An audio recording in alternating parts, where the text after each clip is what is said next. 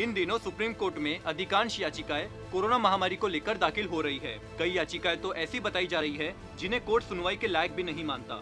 वहीं ऐसे मामलों की लगातार बढ़ोतरी को देखते हुए सुप्रीम कोर्ट के जज का सब्र का बांध टूट गया और कोर्ट ने टिप्पणी करते हुए कह दिया कि आजकल खाली बैठा हर वकील कोरोना विशेषज्ञ बन गया है। साथ ही सुप्रीम कोर्ट ने एक वकील को फटकार लगाते हुए कहा, आप जैसों पर जुर्माना लगना चाहिए। क्या है पूरा मामला, जानने के लिए देखें पॉलिटॉक्स की इस खास रिपोर्ट को। ये है टॉक्स न्यूज नेटवर्क और आप देख रहे हैं पॉलिटॉक्स, राजनीति का कच्चा चिट्ठा। सुप्रीम कोर्ट में इन दिनों अधिकांश याचिकाएं कोरोना महामारी को लेकर दाखिल हो रही हैं।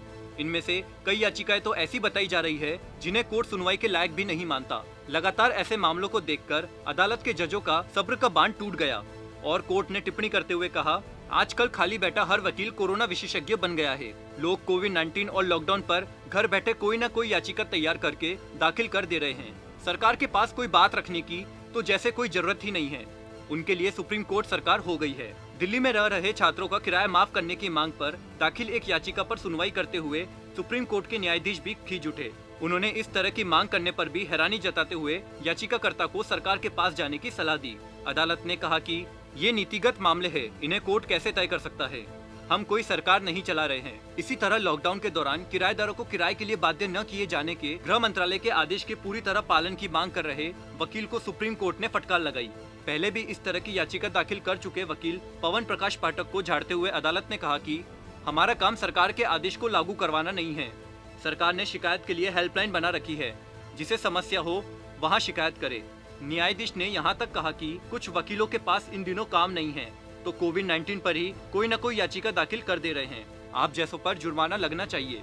हालांकि कोर्ट ने बिना जुर्माना लगाए याचिका खारिज कर दी। पुलिस कर्मियों को पीपीई किट देने और उनके वेतन में कटौती न करने की मांग पर सुनवाई से भी सुप्रीम कोर्ट ने मना कर दिया।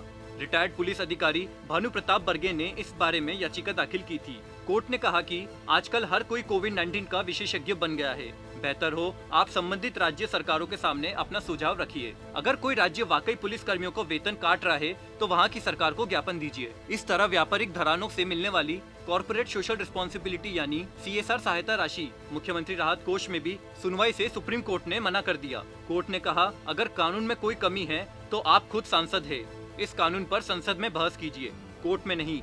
याचिका टीएमसी कांग्रेस सांसद महुआ मोहित्रा ने दाखिल की थी। इसमें कहा गया था कि मौजूदा कानून के तहत CSR सिर्फ प्रधानमंत्री कोष को मिल सकता है। वहीं कांग्रेस नेता जयराम रमेश ने लॉकडाउन में पलायन कर रहे मजदूरों को राशन सुनिश्चित करने की सुप्रीम कोर्ट से मांग की। उनकी याचिका में मांग की गई थी कि खाद्य सुरक्षा कानून पूरी तरह लागू हो।